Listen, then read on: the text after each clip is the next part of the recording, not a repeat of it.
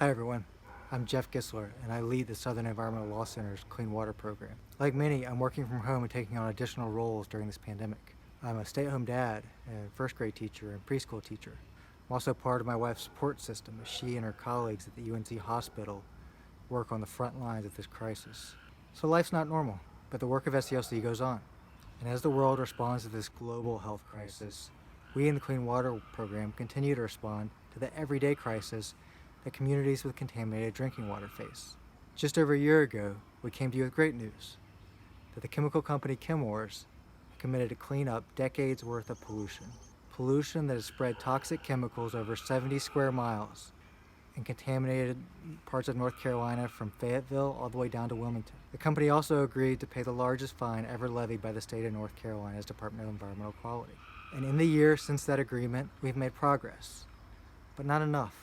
Underneath the company's facility sits highly contaminated, toxic groundwater that was left there by years and decades of mismanagement.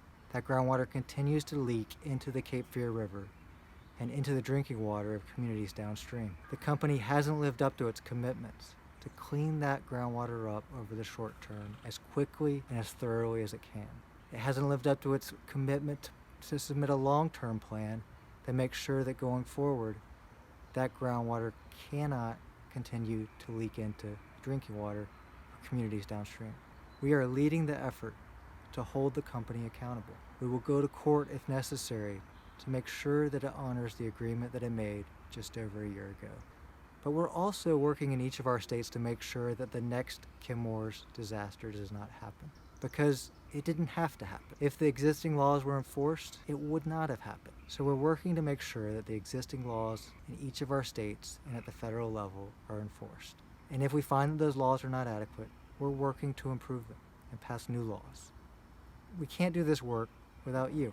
As so much of the world is cloaked in uncertainty, we're able to move forward confidently at SELC because of the strong organization you've helped us build. As the federal government steps back from enforcing environmental laws and the state governments find themselves stretched thin during this pandemic, we are here to rise to the challenge of keeping our communities and our families safe. Thank you for your support in doing that work. Take care, stay safe.